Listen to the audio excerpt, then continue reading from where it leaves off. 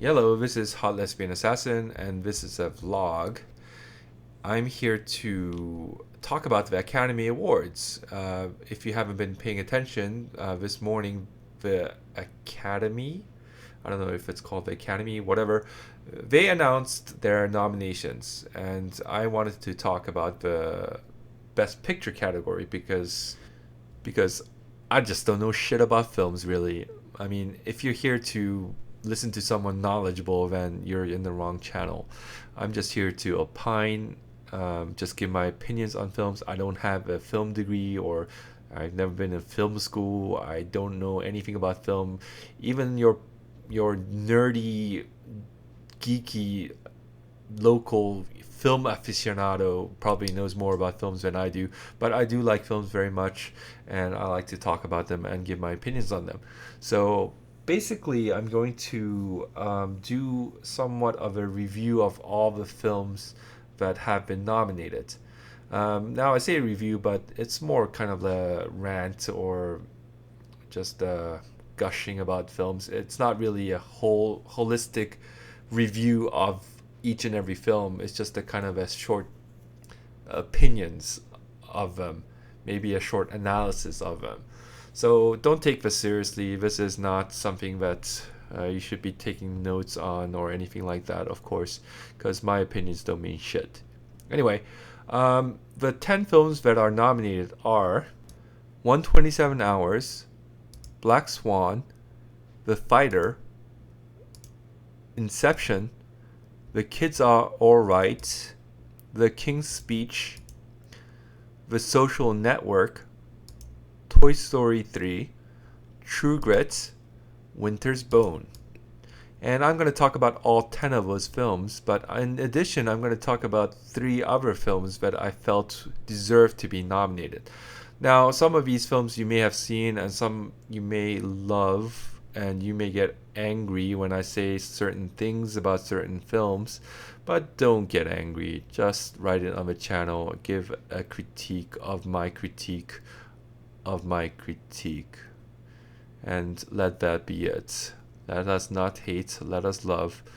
And anyway, without further ado, I give my silly review vlog thing of the Academy Award nominated films for Best Picture. A lesbian couple and their 2 children, both conceived from the same sperm donor, one through each lesbian mom. The family is stable, but as are all families, a little dysfunctional. The children are well adjusted. The older sister is a little bit like her biological mom, a smart overachiever. The daughter gets straight A's, the mom is a doctor. The younger brother is a bit like his biological mom, talented but a bit unfocused. The son is athletic and smart, but doesn't seem to be doing particularly well in school. The mom drifts from this job to that job to this interest to that interest. The children want to meet their sperm dad. They do. Things break down just a bit until they break down entirely, and they need to patch things up. And they kind of do. I don't know about you, but I fell asleep just a little bit in reading that. It's a bit unfair to describe a film like this, because there are some nice moments in it that I really should mention, but I refuse because things are a little bit too predictable and cliched, and just a little too neat and at the same time a bit messy, and the kids are alright. I feel like I've seen films like this before. Yeah, perhaps not in the lesbian sperm donor dad rapping, but the content inside still seems very familiar. The film's a little too neat. What I mean is that everything and everyone is kind of framed. The doctor mom is personality A, the other mom is personality B, the daughter is personality A2, the son is personality B2, the sperm dad is personality X, and A plus B plus A2 plus B2 equals stable. But A plus B plus A2 plus B2 plus X equals all hell breaks loose. And I say that the film is a little messy at the same time as being a little too neat, because the relationship between the children and the sperm dad isn't well formulated. The son wants badly to meet his sperm dad. Upon meeting him, he doesn't think much of him. but then suddenly they seem to be bonding, and then suddenly they seem to not be bonding, and then suddenly they are bonding again. And the daughter, who was a little reluctant to meet him, of course likes him immediately, because that's just what happens in films. The one who's eager to meet Sperm Dad doesn't like him, at least not initially, and the one who was reluctant does. And yeah, the film is cliched and predictable. I mean, the film is predictable in the worst possible way. When there are two lesbian couples and the sperm dad is introduced, what do you think happens in that film? Come on, take a guess. I won't say it, but yeah, the thing that you don't want to happen because it's so grown out loud cliched and absolutely impossible in real life happens. And that's how all hell breaks loose in this film. Cliches run amok. If you've ever seen Mickey Ward fight, you know he's a fighter. If you've seen him take on Arturo Gatti in their epic trilogy, you know he's a really tough guy. This guy has heart. That is an interesting guy to do a film on. That he had a dysfunctional family and rough neighborhood to deal with makes this story even more compelling. But the film, The Fighter, doesn't do him justice. The story arc of the film is predictable enough. It's one of those feel-good movie types. The boxing isn't all that great. And that makes me wonder, why can't any boxing films get boxing right? Or even remotely exciting? The film's only redeeming quality is some of the performances, particularly Christian Bale's and Amy Adams's. But the biggest problem is that Mickey Ward in the film is not a fighter at all. If anything, in this film, Mickey Ward seems kind of reluctant to fight. He even says he just might quit after a particularly bad fight. He's being mismanaged by his mother, who seems more interested in reviving Mickey's half-brother Dickie Eklund's career than in Mickey. And Dickie, who's supposed to be training Mickey, is too busy smoking crack and getting arrested to be any good to Mickey. Mickey is reluctant to do anything to change the situation, and it's kind of understandable why. All he really knows is his family. He doesn't want to go against them to make changes. He's scheduled to fight. This fight is supposed to be an easy one that will get him back on track after 3 straight losses. But the fighter drops out and at the last second is replaced by someone who's 20 pounds heavier than Mickey. Mickey is understandably reluctant to fight, but his mother pushes him to fight because no one gets paid if Mickey doesn't fight. Dickie agrees. He tells Mickey that the guy he's to face hasn't fought in a long time, that he's really out of shape. So Mickey fights, except he gets his ass handed to him by the much larger man, who it turns out is in top-notch shape. Mickey is understandably upset. He has tremendous potential, but he's wasting away his talent, pitting it in no-win contests. But someone recognizes his talent and offers to set him up with a trainer and money to keep him training throughout the year. It's an offer that's far better, to say the least, than what he's got going for himself now. Except he's torn. Be loyal to his family or do what's best for him. And that's basically what The Fighter is about. The question is, where's the fighter aspect of it all? Mickey, as portrayed in the film, isn't a fighter. He's a wimp. Okay, it's understandable that he's reluctant, that he's torn, but why not call the film The Torn Guy or something like that? Why call it The Fighter? Mickey Ward in the film is shockingly bland. He's like this meek little boy that doesn't know what to do. Only with the egging of his girlfriend does he take action. Speaking of a girlfriend, there's a fighter. She's tough. She doesn't take shit from anyone. She has her principles and she sticks to them. She fights for her boyfriend. I think the film may be referring to Mickey Ward's girlfriend because she's the real fighter in the film. The film's Mickey Ward is just a sap. He's a mouse. He's Mickey Mouse. Sure, it's easy to sympathize with this Mickey. He's a loyal guy. He's a nice guy. And he's the only one in his whole damn family that's remotely likable. But he doesn't really overcome his difficult situation. He doesn't fight his way to triumph. He kind of lets the chips fall where they may, and with a lot of help from his fighter girlfriend, and some of the numbnuts in his family getting their act together, he triumphs. He's a survivor at best, but a fighter he ain't.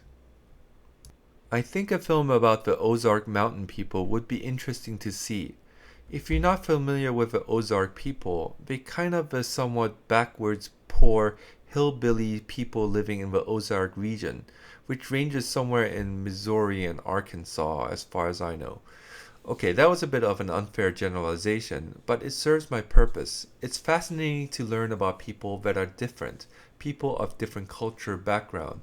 And I think I would have loved to see a film about a family in the Ozark region and how they live their lives. But Winter's Bone is not quite that. It's not a detective film either. It's not a suspense either. It's not a thriller. And it's not quite a family drama. I'm not entirely sure what it is, to be honest. The film story revolves around a 17-year-old girl, Ree, who is in a tough situation. Her mother is catatonic. She has two younger siblings to support. Her dad is a deadbeat meth cooker. She has no job. She had to drop out of high school, has a hard time making ends meet. And to make matters worse, her dad is out on bail and he puts up the house that Ree and her family are living in as bail. But Ree's tough. She's resilient. She's a scrapper of sorts. She's also kind of smart, resourceful. She's the one bright spot in this kind of godforsaken community. She goes seeking for her dad. She has no idea where he is, but she must find him or else her family is homeless if, or more precisely when, her dad doesn't show up on his court date. She goes to her relatives. She seeks out other sources. And supposedly this is a risky proposition. Someone's hiding something. Someone knows something and is unwilling to talk. And it involves this hillbilly kingpin. She needs to speak to him, but his women won't grant her his audience. There's supposedly something threatening about the way they won't help her, but the threats must have been very subtle because I didn't pick up on it at all. One of the women even offers her something to drink and tells her to drop the matter. So she does. For now. But she persists and one of the women hit her with a coffee mug. A coffee mug. Oh no. There's a lot of suggestion that something sinister is going on, but very little tension. At least I didn't feel it. Ree says that this hillbilly kingpin scares her. One of his granddaughter agrees, remarking that he's her granddad and she's even scared of him. But when we meet him, he's this fat tub with a flowing white beard. He might as well have been Santa Claus. And he doesn't do anything or say anything that seems remotely threatening. He seems like a nice guy, kind of. In fact, the only time when she's threatened, before she gets her face mugged with a coffee mug, is by her uncle, who for no good reason grabs her face when she persists on getting him to help her. And this uncle actually later somewhat reluctantly helps her out. In fact, they all do.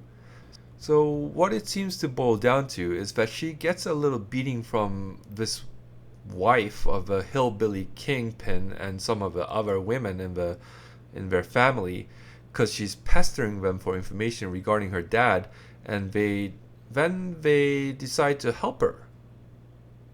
And the film ends. I don't know, maybe I just don't find hillbilly gangsters all that scary. Just the notion of hillbilly gangster just makes me giggle. Maybe I'm just immature, but somehow I missed all the suspense and the pervading threat that every reviewer seems to gush about. What I did like about the film is Ree and her family and her community. She's a very likable character. She's good to her family. She's a little bit in over her head in having to provide for the entire family, but she tries. Those moments when she spends time with them were the moments I truly enjoyed. There's a real sense of place and authenticity to the location in which they shot this film. The lives of people that we get to see, just a very small glimpse of, are intriguing. The rest of it, the detective stuff, and there's really no detective stuff. She just goes around asking her family members if they've seen her dad. The suspense, the threat, or whatever just didn't do it for me. I would have much preferred if the film focused on Ree and her family and how they get through the hard times rather than trying to get me all worked up about hillbilly gangsters. Black Swan is about a talented ballerina, Nina, whose techniques are perfect but who lacks a certain naturalness. She's always been given meaty roles but never the main role, until this new season. In this new season, the director of this fictional ballet company, played with aplomb by Vincent Cassel, wants to do a visceral and real interpretation of the classic Swan Lake, and he's looking to replace the current prima ballerina with a new face. He deems Nina to be the perfect white swan, innocent and timid as she is. But he feels that she's entirely wrong for the black swan, and the prima ballerina is expected to play both parts. That is until he catches a glimpse of her dark side, and the part is hers. It seems that Nina's dark side is that she's a total loon.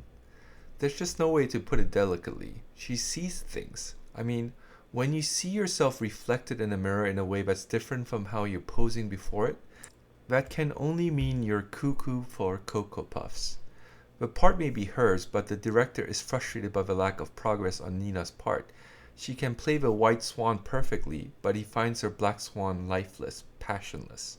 So he rides her, he presses her, he pushes her, but to little avail. He sees Lily, a rival ballerina, who's of course the absolute opposite of Nina, a slut to her virgin purity, a free spirit to her stick-up her pooper, technically flawed to her perfectionist. He seems to fancy Lily, seems to yearn for her to play the part of a black swan, and Nina feels the pressure. She slips deeper and deeper into that dark side of hers, her insane side. But this is not a study of how someone becomes crazy.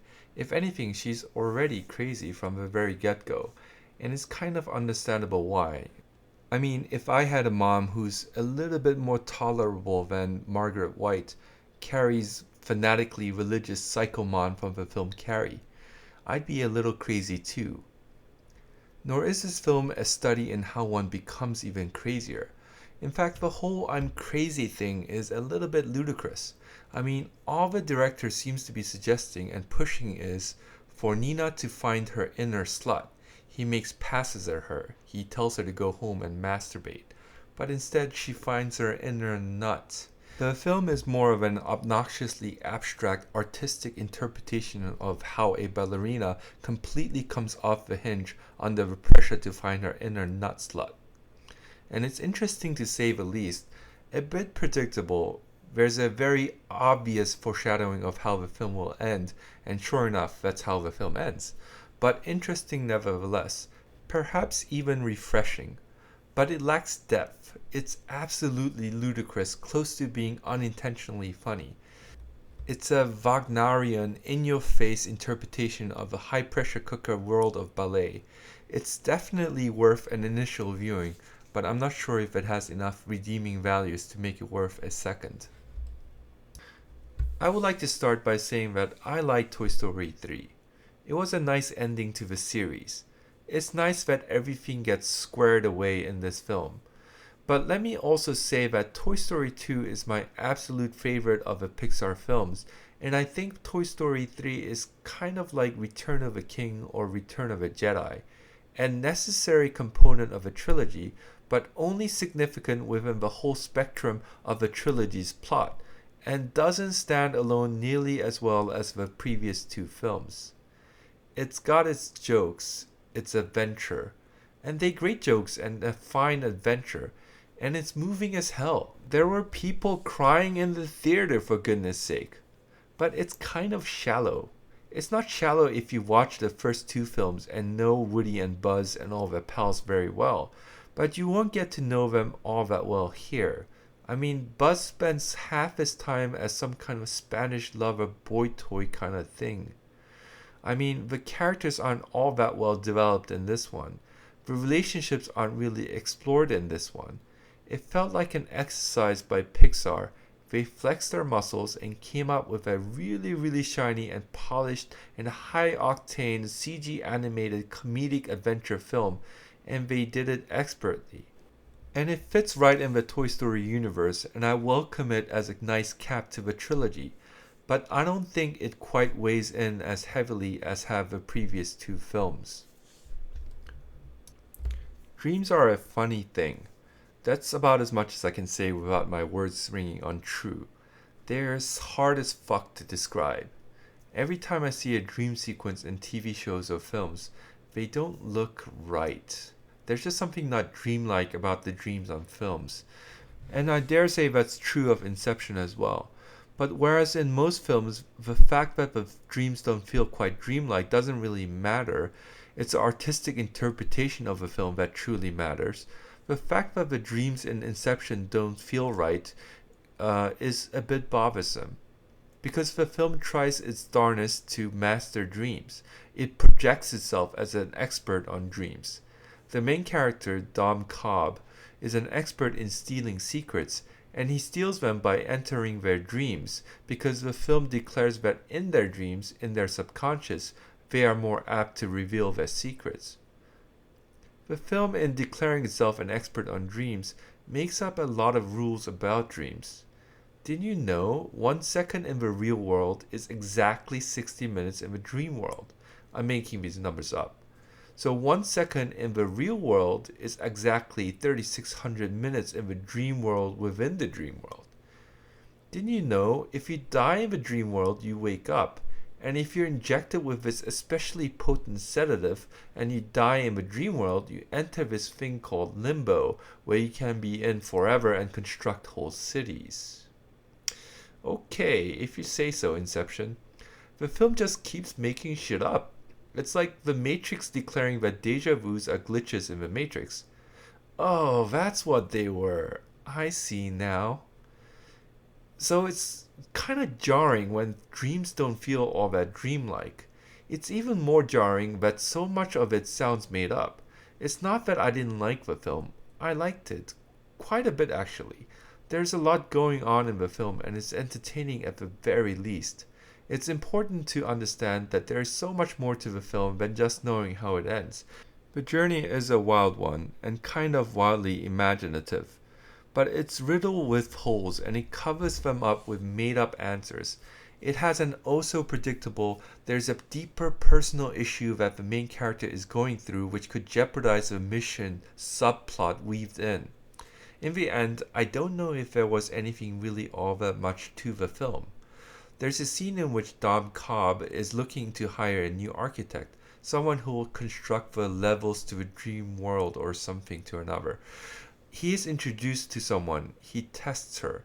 He tells her to draw a maze in 2 minutes that will take at least 1 minute to solve. She fails twice. The third time she succeeds. He's satisfied. I think that's what this film is, a maze. You're watching this film because you want to solve the maze. You want to see where the film ends up. And you're fully engaged while trying to weave your way through the maze. There's an active engagement required of the viewer. You need to pay attention. Your eyes are glued to the screen. At times you're fascinated, baffled, and certainly entertained.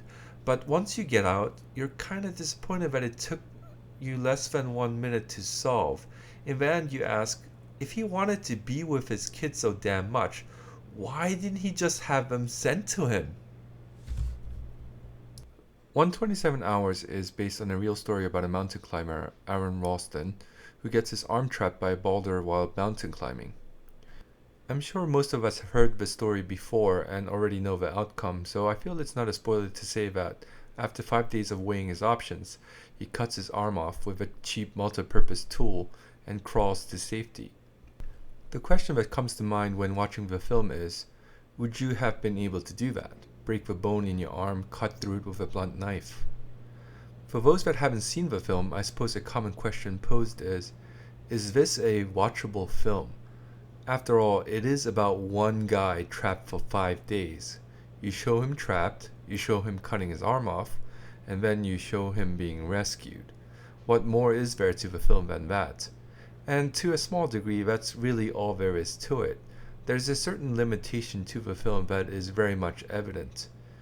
But I think what makes the film interesting is the main character, wonderfully portrayed by James Franco. And there's an aspect to Aron Ralston that's superhuman. He's far more athletic than most of us are. He's more resourceful than a lot of us are. And he's a lot more level-headed than we would be in his situation.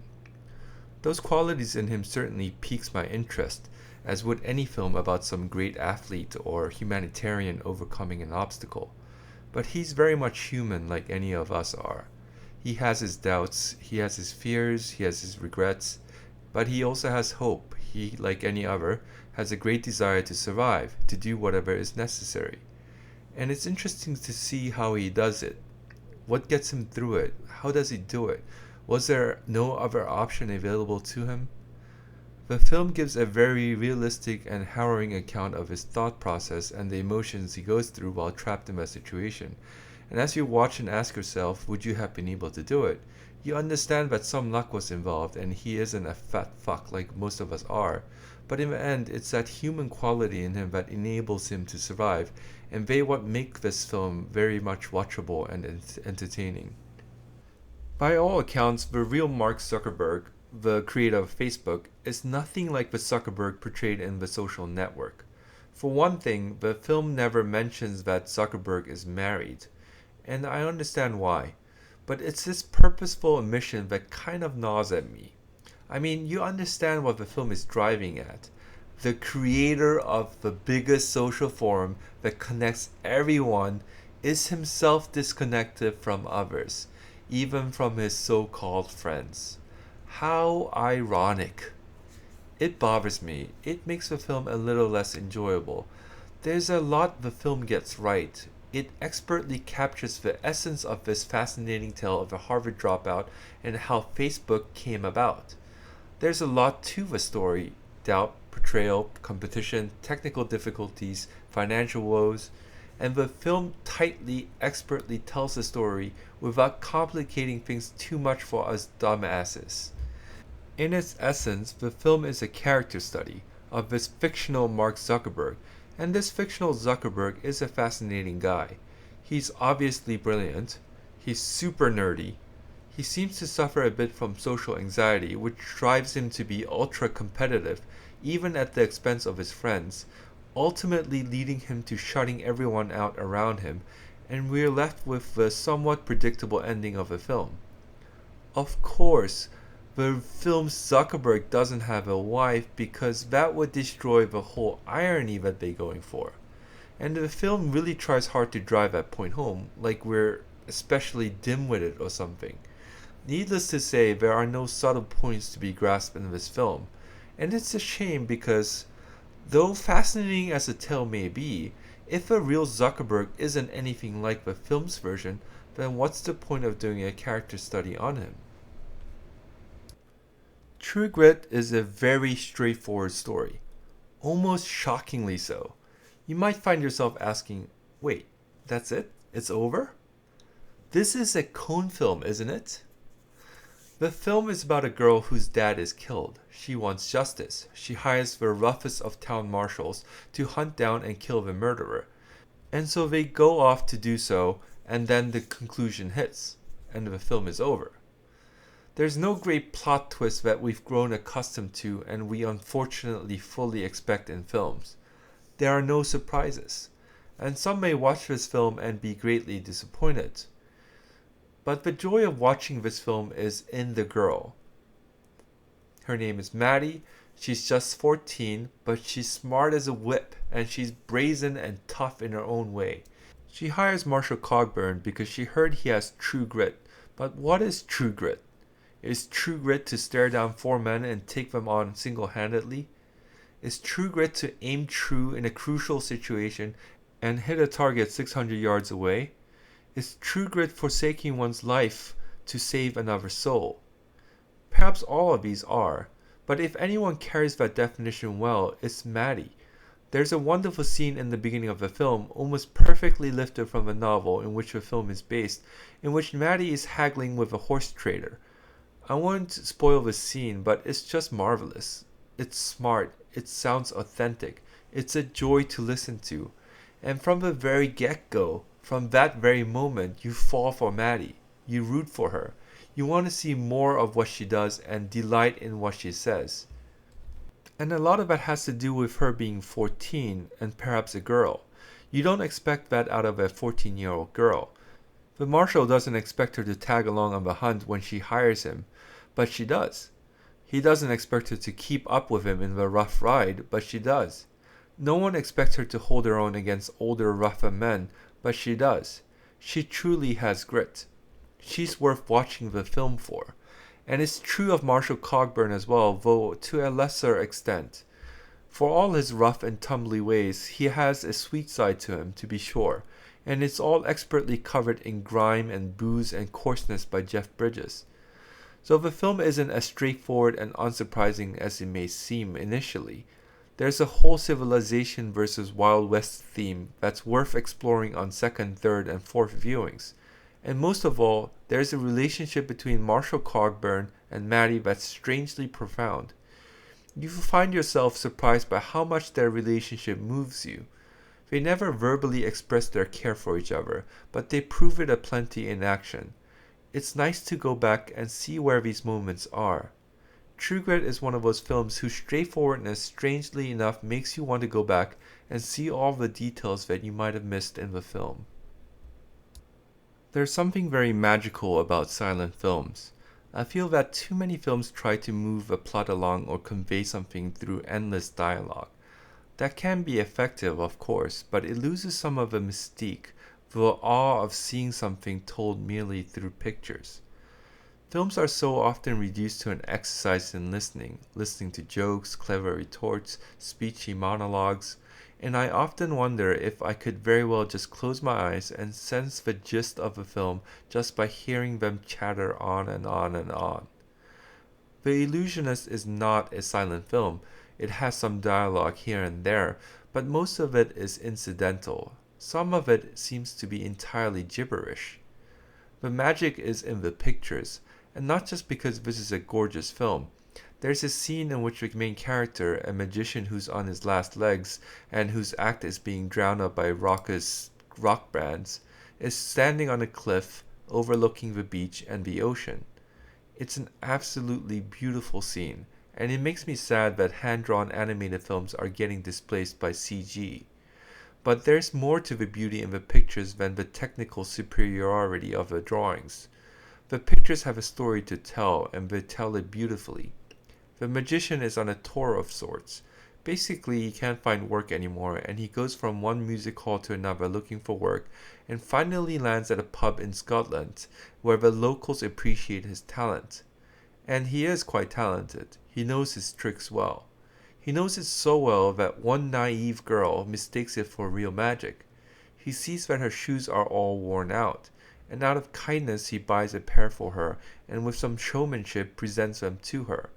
She thinks he conjured them, and she follows him to Edinburgh. He takes her in. He's glad of her company. He's glad to have someone who appreciates what he does, whom he can still bedazzle with his parlor tricks. I'm not going to give away the plot any further, but I do want to convey the richness of the story, of how effectively the film delivers its story. The film is at times funny, the kind of funny that leaves a deep smile on your face. At times moving, at times sad. It's amazing how small gestures by the magician tells more about the character than 1,000 words by so many one-dimensional characters in the chattiest of films. Most of all, the film is poignant. It's one of those that will have you talking about it endlessly with those who have appreciated the film as you have. I find romantic relationships in films generally really annoying. And it's because none of them really convincingly portray two people in love. I have no idea why two people are in love. The only thing I can come up with is that they both hot. A hot girl looks across a room and catches a hot guy gawking at her. She looks away embarrassed. He smiles. She looks up.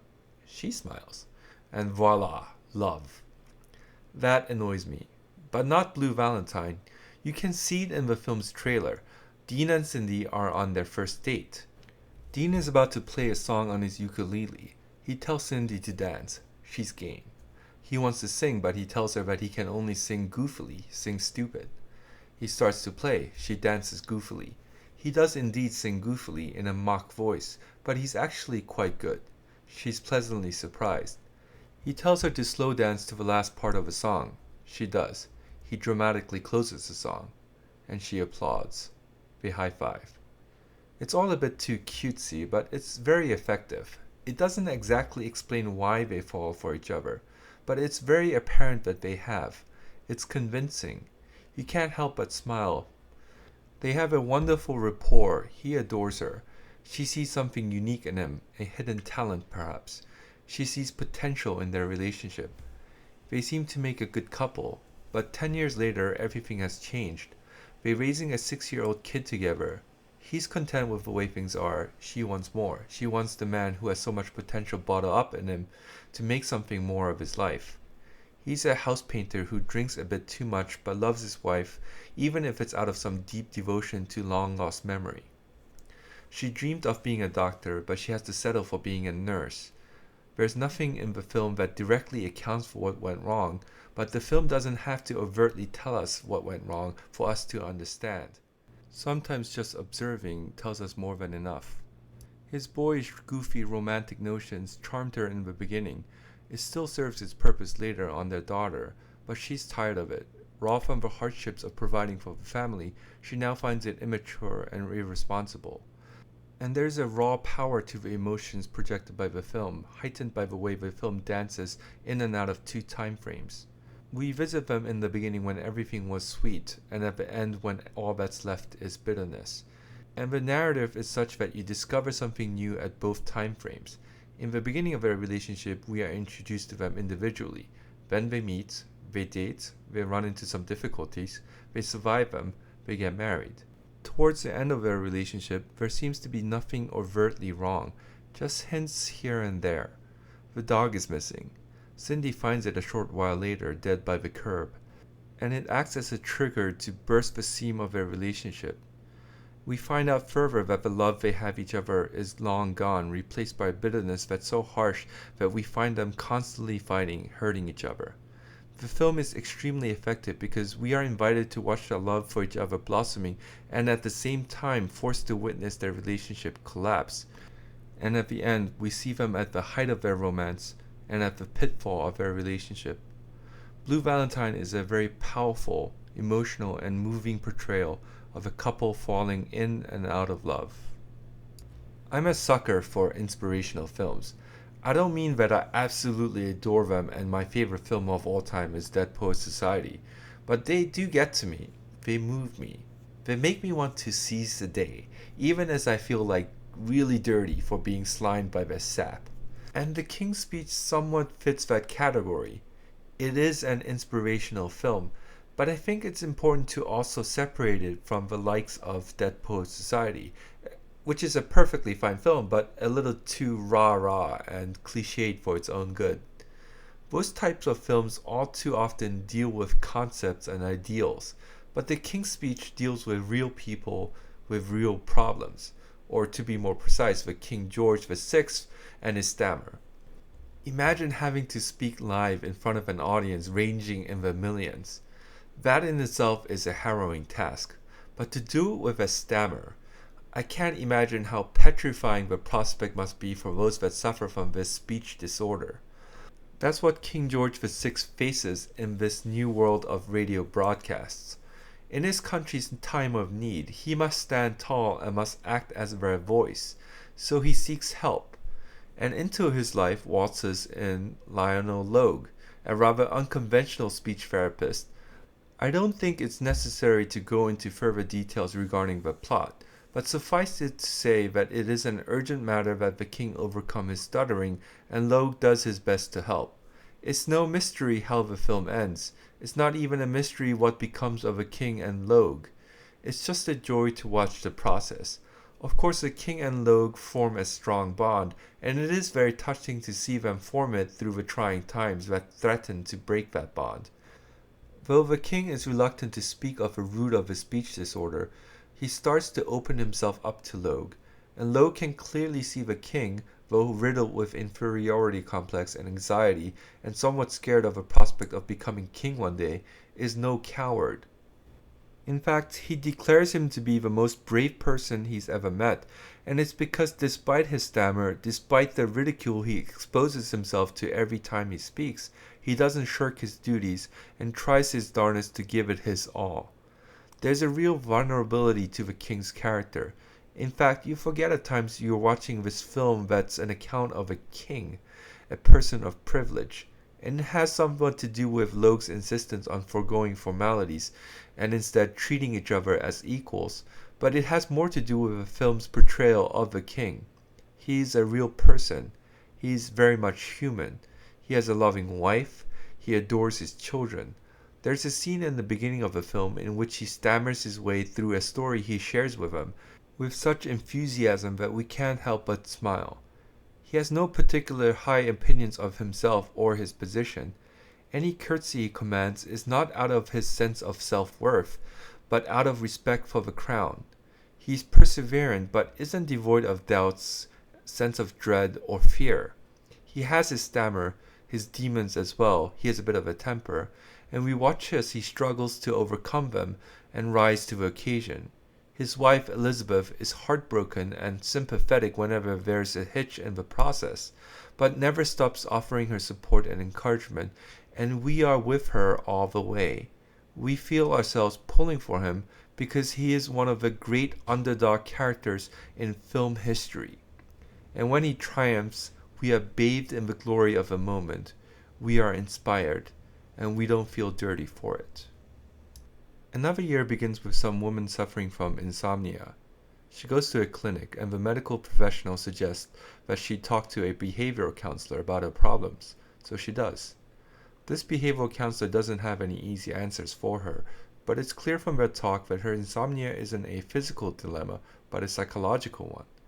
The behavioral counselor suggests that they meet more often, but the insomniac sees no point to it. The point isn't that the behavioral counselor has any answers for the insomniac. She just feels that it might help her to talk to someone, to see someone, even if it is a different behavioral counselor. We're not entirely sure if the insomniac consents to another meeting. Then after a drink with a colleague, the behavioral counselor goes home to be with her husband. And that's what the film focuses on from thenceforth. The husband's name is Tom, the wife's Jerry. They have a son. There's also Mary, who's Jerry's co-worker with whom she had drinks earlier. Mary has lots of drinks. She's single. She may have been once attractive, but is now a little too old to be running around bars picking up men. She's extremely unhappy with her life and her situation, a little pathetic, but she has Tom and Jerry who welcome her to their lives every so often and make her feel at home. They give her hope in that envious sort of way. She wants what they have, even so far as to fancy their son, who's quite a bit younger than her, as a possible mate.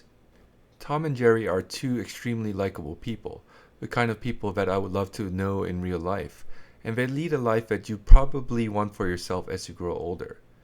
They love each other, they have a great rapport. They have a garden from which they pick vegetables and fruits. They have a well-adjusted son together. It's a lovely family portrait, a very realistic one that just happens to be somewhat rosier than what Mary or some of the other people in their lives have going for them. The film is mainly a character study.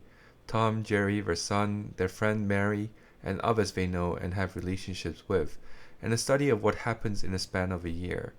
The film isn't interested in painting anyone's life rosily or making a particular point. The film doesn't go out of its way to focus on anyone or anything in particular. It could be that this film is about being old and the fears of growing older. It could be that this film is about family and what it means to be a family. It could be that the film is asking, what does it take to be happy, to be content with your life? But the film isn't interested in posing any questions or giving any answers. It seems to say that, just as Jerry had no easy answers for the insomniac, there are no easy answers for anyone in the film. There are no easy answers in life. Through a span of years, some relationships are strained, some are renewed, some new ones are introduced. The film just observes, as do we. We're at Tom and Jerry's home, invited to dinner, invited to listen in on their conversations. And it's just about the most natural of conversations that you'll hear in a film. All the actors are absolutely phenomenal, in particular Ruth Sheen, who portrays Jerry. But nothing particularly revelatory or astonishing happens in the film. We catch glimpses of possible answers as we observe. The very much content couple, Mary's life growing more and more miserable, opportunities to mend fences missed, prospects of forming new relationships seized. You'll be revisiting them over and over again after watching this film, not just to try and wrap your head around what you've observed, but also because there are just wonderful moments flecked throughout the film. And this film has one of the most uncompromising, chilling ending of any film I've seen. And you'll analyze it to death and ponder about it afterwards. But life has no easy answers, and this film doesn't offer any. Perhaps the point of the film is that Mary just needs people in her life, people to talk to, and Tom and Jerry extend themselves out to her and others, and we are invited to be a part of it as well. And there may not be much more to glean from the film than this, but it's absolutely just lovely to be there, to listen in on their conversations, to partake in their dinners, to be part of their home and their family, even as the hope of spring, the warmth of summer, and the fruitfulness of autumn give way to the chill of winter.